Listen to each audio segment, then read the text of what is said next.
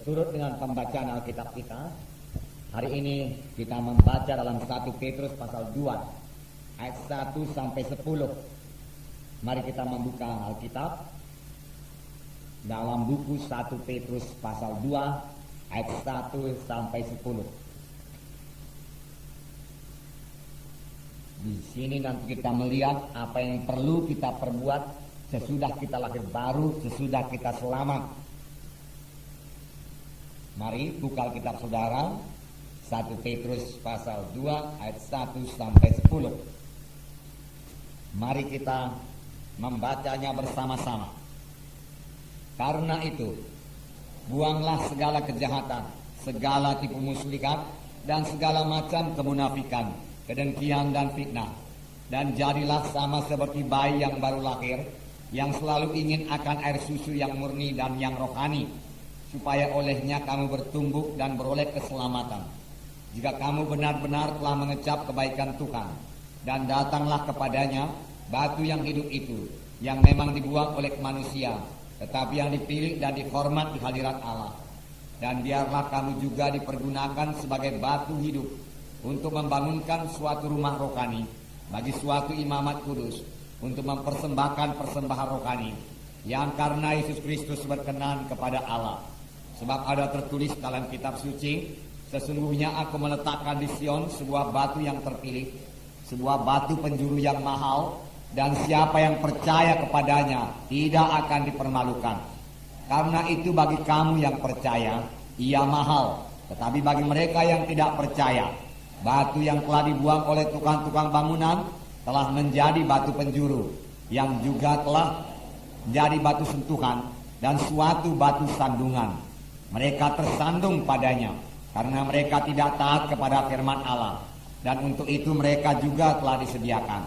Tetapi kamulah bangsa yang terpilih, imamat yang rajani, bangsa yang kudus, umat kepunyaan Allah sendiri, supaya kamu memberitakan perbuatan-perbuatan yang besar dari Dia yang telah memanggil kamu keluar dari kegelapan kepada terangnya yang ajaib. Kamu yang dahulu bukan umat Allah, tetapi yang sekarang telah menjadi umatnya, yang dahulu tidak dikasihani, tetapi yang sekarang telah beroleh belas kasihan. Nah, saudara, firman Tuhan ini dimulai dengan perkataan karena itu. Karena itu, buanglah segala kejahatan, segala tipu muslihat, dan segala macam kemunafikan, kedengkian dan fitnah. Saudaraku, kita yang membuang, bukan Tuhan yang membuang. Tuhan sudah lama membuangnya dari kita. Tetapi kerap kali setelah kita kutip dan kita tahan-tahan lagi dalam hidup kita ini. Nah, firman Tuhan berkata, karena itu, karena apa ini, saudara?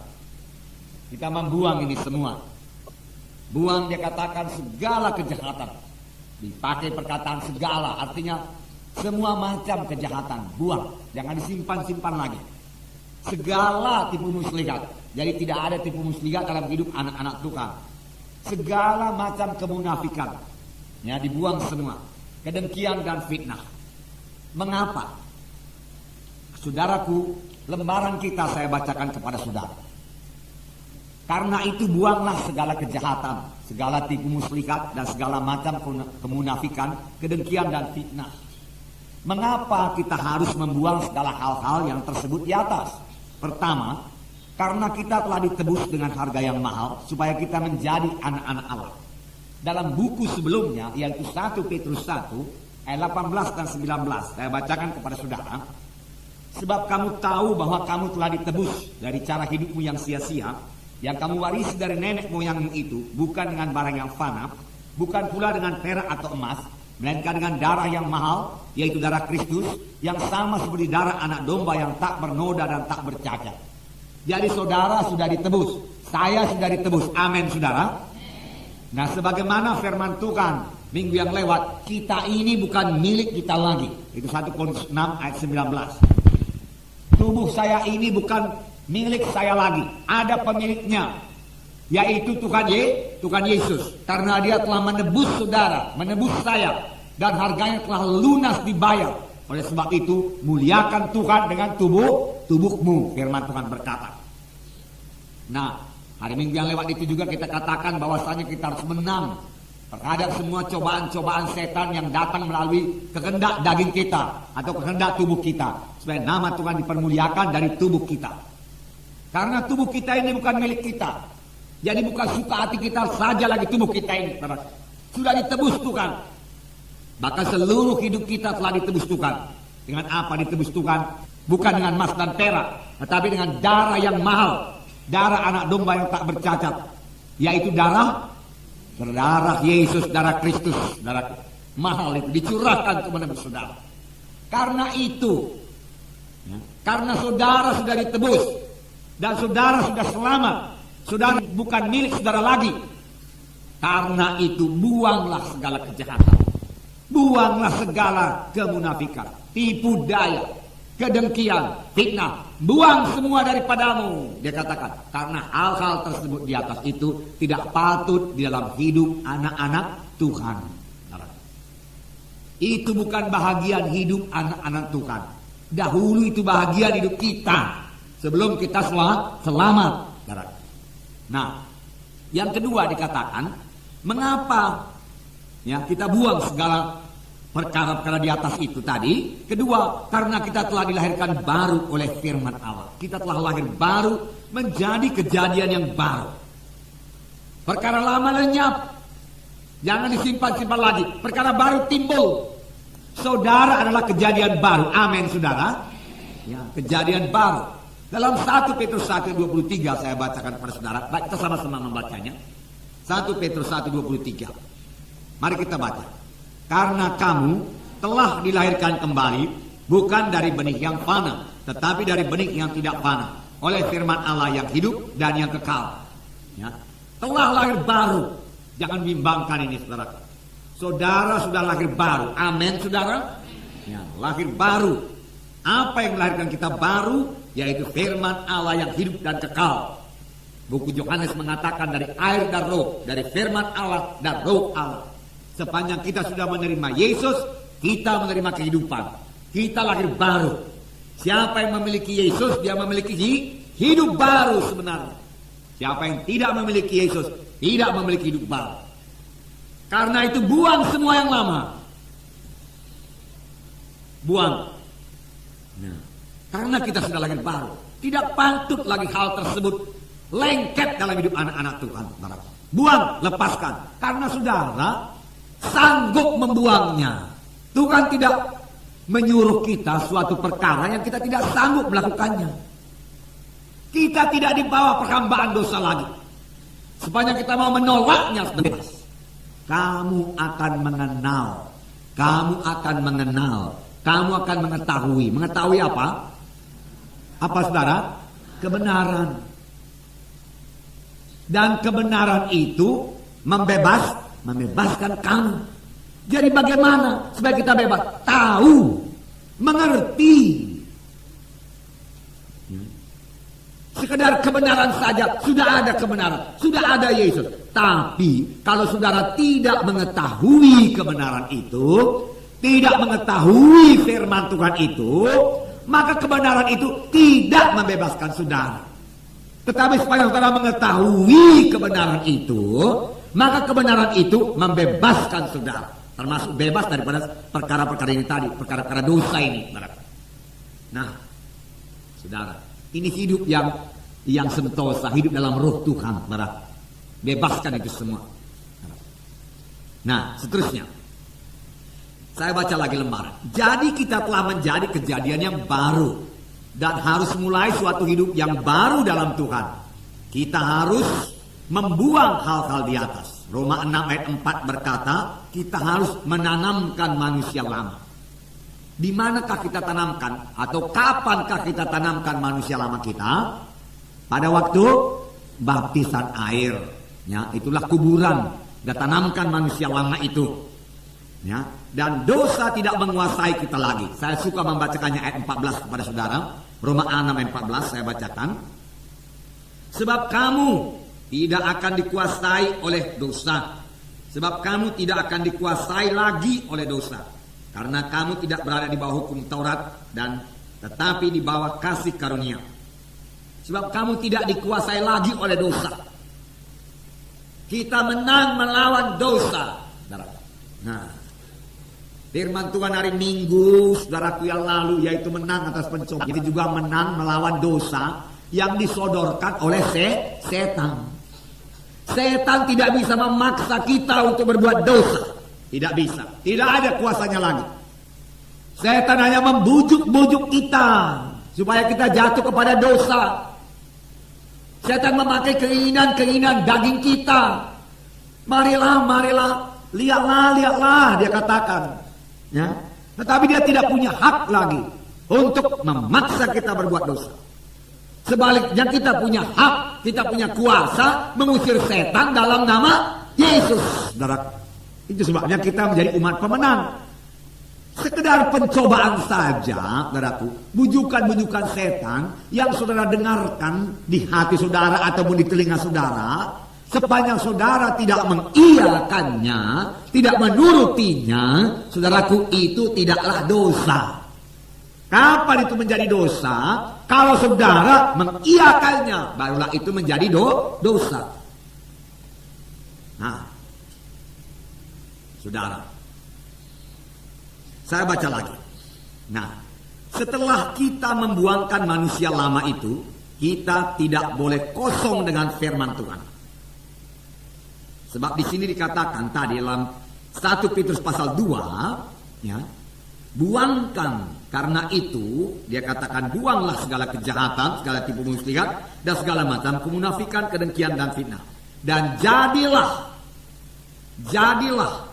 sama seperti bayi yang baru lahir, yang selalu ingin akan air susu yang murni dan yang rohani, supaya olehnya kamu bertumbuh dan beroleh keselamatan. Ya. Maksudnya bertumbuh dalam keselamatan. Sebagaimana bayi itu diberikan susu yang murni, susu yang sejati, dia bertumbuh, bertambah-tambah besar. Demikianlah kita yang sudah lahir baru, hendaklah dikatakan di sini ingin suka susu yang murni. Susu yang murni ini lambang daripada firman Tuhan. Yang dimaksud dengan susu yang murni di sini ialah firman Tuhan. Hendaklah kita suka, ingin akan firman Tuhan, haus akan firman Tuhan. Bagaimana kalau kita tidak haus, saudara? Sama sebagaimana anak-anak yang baru lahir, dikatakan di sini, kalau dia tidak suka minum susu, tandanya sudah ada penyakit. Ada penyakit. Demikian juga dengan rohani. Kalau kita tidak suka lagi firman Tuhan, saudaraku, sudah sakit rohani kita. Mari mohon kesembuhan dari Tuhan. Mari kembali kepada Alkitab. Mari baca Alkitab saudara. Roh Kudus akan menerangkan, memberikan pengertian kepada saudara, hingga saudara bertambah hari bertambah rindu akan firman Tuhan. Saudaraku, tidak terpermanai saudaraku berkat-berkat Tuhan yang bisa kita peroleh kalau kita mengerti sepenuhnya apa yang dikatakan firman Tuhan ini, saudara. Firman Tuhan ini ibarat suatu tambang, bukannya tambang emas, tetapi tambang dari banyak harta-harta saudaraku di dalam tambang itu. Dan itu sudah diberikan kepada kita sepanjang kita mengetahui isi Alkitab ini, saudaraku. Saudaraku, biar kita mengerti sepenuhnya apa yang ditulis dalam Alkitab ini. Saudara, beberapa minggu yang lewat atau minggu yang lewat pun saya singgung juga, saudara, mengenai seorang hamba Tuhan. Ibunya meninggal pada waktu dia berumur 11 tahun. Ibunya meninggal umur 37 tahun karena penyakit kanker. Lalu setelah dia menjadi hamba Tuhan beberapa tahun kemudian, dia bisa bersekutu baik dengan Tuhan.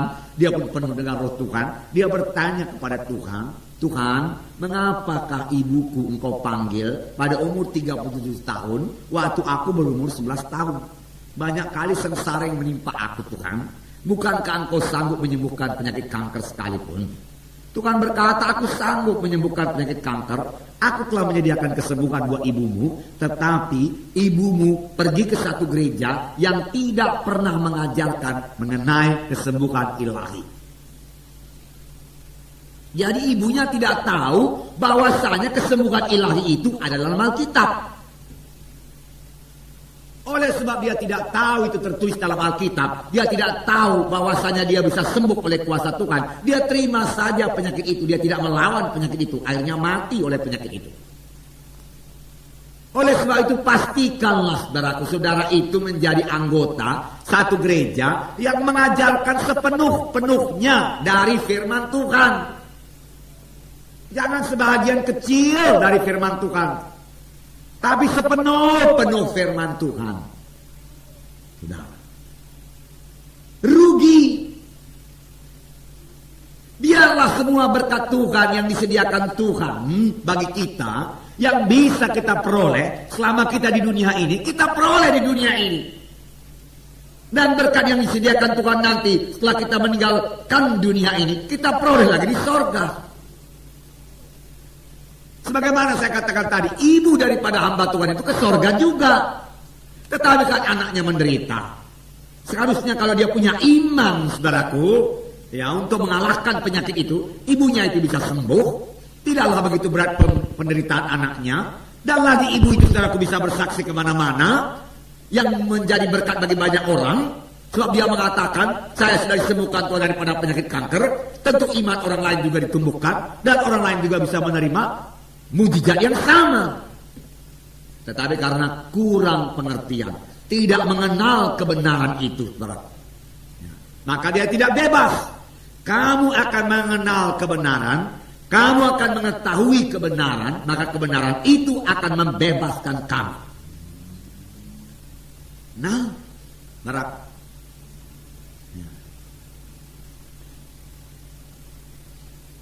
nah, ada yang beranggapan, saudaraku, kalau jadi orang Kristen ini miskin-miskin saja. Sudah. Nah, sudahlah, miskin-miskin menjadi asal ke sorga. Ya, memang kalau kita mau hidup suci miskin-miskin. Padahal firman Tuhan mengajarkan yang lain dari itu. Firman Tuhan tidak mengajarkan demikian. Firman Tuhan mengajarkan keberkatan. Mengapa tidak keberkatan? Mengapa dia tidak minta berkat? Karena belum diajarkan kepada mereka.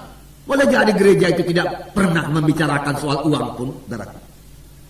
Lalu jiwa-jiwa tidak mengerti bahwasanya Tuhan mau memberkati mereka dalam bidang materi, saudara.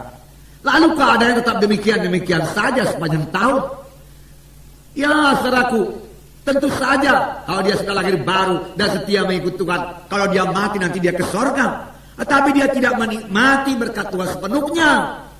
Seharusnya dia bisa bersorak-sorai dengan berkat Tuhan, ikut dalam penginjilan, ikut membangun gereja, ikut berkorban. Haleluya, saudara.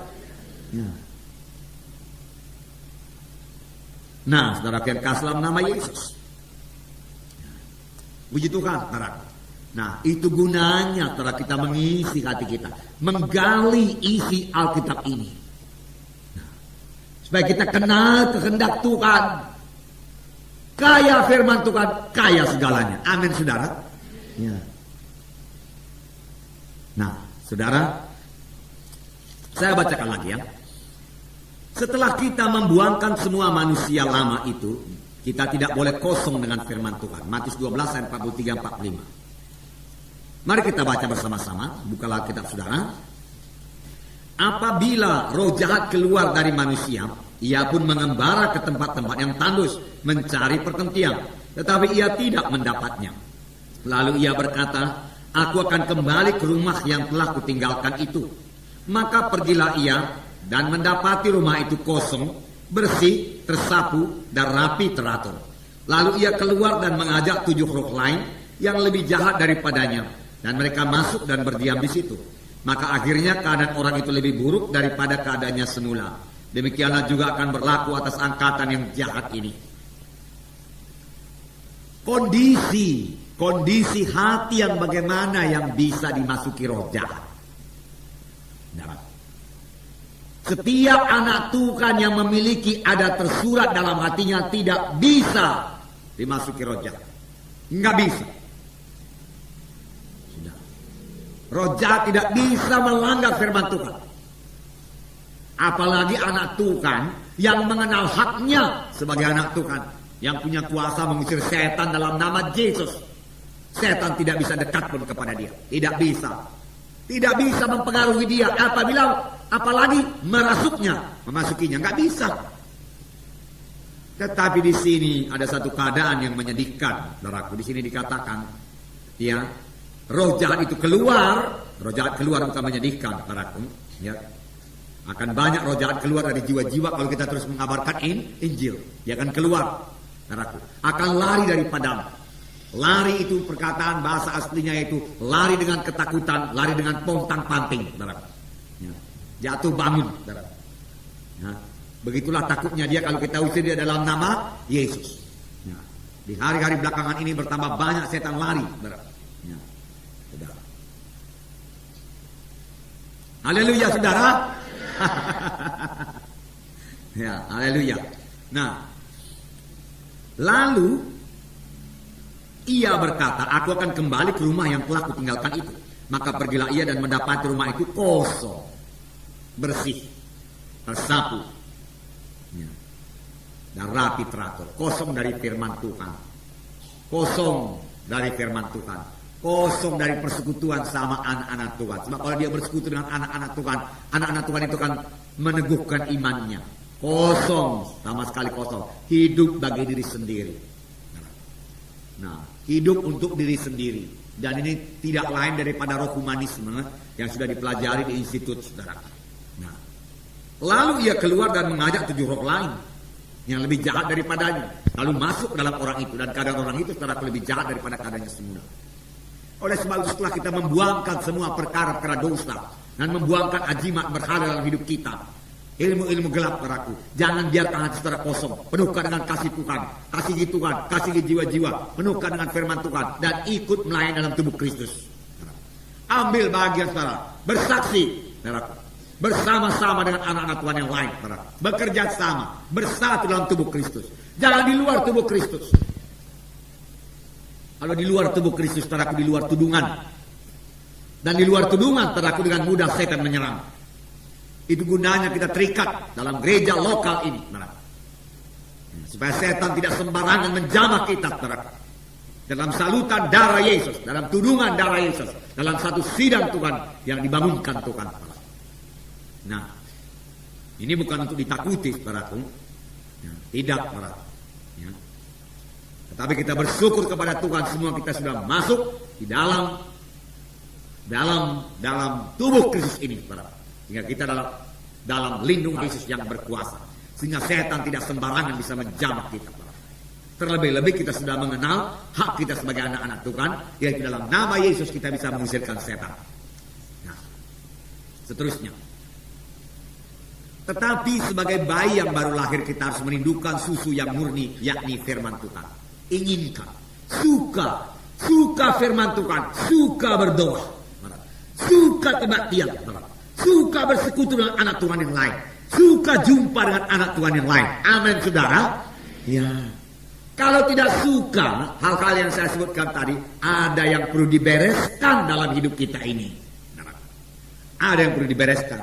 Barangkali kita mementingkan diri sendiri, perlu ditinggalkan itu. Barangkali kita menyombongkan rohani kita, sehingga kita tidak bisa bersekutu dengan anak Tuhan yang lain. Perlu kita buangkan itu, saudara. Nah, rindu, suka melayani, saudara, suka. Inilah saudara-saudara kita, sesama anak-anak Tuhan. Inilah hidup kita. Saudaralah hidup saya, saudara. Untuk itulah kita dipanggil Tuhan, saudara. Supaya saling mengasihi dalam tubuh Kristus ini, saudara. Bersatu dan bersekati mengerjakan pekerjaan Tuhan, saudara. Jangan tarik diri saudara. Jangan asingkan diri saudara. Jangan, saudara. Ikut di dalamnya, saudara. Karena Tuhan punya talenta buat saudara. Nah, saudara berkata, saya tidak dikaruniai berkhotbah sama sebagai pendeta munte berkhotbah. Tidak semua jadi seperti saya. Tetapi akan banyak di antara saudara jadi seperti saya, penginjil atau gembala. Ada juga nanti yang menjadi nabi, ada yang jadi rasul-rasul, ada yang jadi guru, ada yang punya karunia-karunia. Nah, belakangan ini saudaraku ditekankan Tuhan dalam hati kami suami istri, saudaraku, bahwa saya sudah sampai saatnya sidang kita ini mulai bergerak dalam karunia-karunia Roh Kudus. Ada 9 karunia Roh Kudus. Amin, saudaraku. Nah, dan itu saudaraku kita mohon supaya sudahnya mulai beroperasi. Sebagaimana di siang tadi saudara lihat karunia mengadakan mujizat bekerja. Kita katakan hujan Dalam nama Yesus bersenting kau dan hujan itu berhenti. Bahkan saya percaya itu lebih daripada karunia mengadakan mujizat. Karunia iman juga turut menyokong itu, saudara. Nah, demikianlah saudaraku bekerjanya karunia-karunia itu. Tetapi bukan dari saya saja seharusnya karunia itu beroperasi, saudaraku, tetapi juga dari saudara-saudara yang lain. Nah, karunia nubuat, karunia bahasa roh, mengartikan makna roh, karunia membedakan roh, karunia perkataan hikmat, karunia perkataan makrifat, perlu beroperasi karena itu semua dituliskan Tuhan dalam firman-Nya untuk dipakai oleh sidang Tuhan pada akhir zaman ini. Kita tahu sidang pertama memilikinya. Saudara, sidang pertama adalah pedoman kita. Kita tidak bisa melihat sidang lain juga enggaknya punya karunia seperti itu. Tidak. Yang perlu kita ketahui apa maksud Tuhan dalam sidang kita ini. Seturut dengan firman Tuhan. Lalu kita kejar maksud Tuhan itu. Itu tertulis dalam Alkitab. Dan lagi sekarang ini kita percaya Tuhan memulihkan segala sesuatu. Amin, saudaraku. Tuhan mengadakan pemulihan sekarang ini, saudara. Untuk memulihkan segala sesuatu. Berarti akan dipulihkan Tuhan tanda jahit mujizat, saudara. Karunia iman, saudara. Hikmat makrifat, saudara. Karunia bahasa roh mengartikan makna roh, saudara. Dan lain sebagainya, saudara. Harus beroperasi. Dan kita akan melihat saudaraku jiwa-jiwa baru bertambah-tambah meledak dikirimkan Tuhan dalam sidang ini. Dan di samping karunia-karunia Roh Kudus, buah Roh Kudus juga harus jaya dalam hidup kita. Nah, ini sebagian daripada mulai bekerjanya buah Roh Kudus itu. Kalau kita buangkan tadi segala macam kemunafikan, segala macam fitnah, segala macam kejahatan, segala macam dosa. Supaya buah Roh Kudus juga mulai muncul dalam hidup kita. Marilah bertumbuh, saudaraku, bertambah-tambah dewasa. Saudaraku. Marilah kita bertumbuh di dalam sidang Tuhan ini. Dan biarlah saya beritahu kepada saudara, di luar daripada tubuh Kristus, saudaraku, saudara tidak bisa bertumbuh. Saudara hanya bisa bertumbuh kalau saudara di dalam tubuh Kristus. Karena dalam tubuh Kristus, Tuhan menyediakan nabi-nabi, guru-guru, rasul-rasul, gembala-gembala, penginjil-penginjil. Apa gunanya? Untuk membawa sidang Tuhan, membawa anak-anak Tuhan kepada kedewasaan penuh, supaya mereka jangan lagi diombak-ambingkan oleh angin pengajaran kesana kemari. Di dalam sidang Tuhan,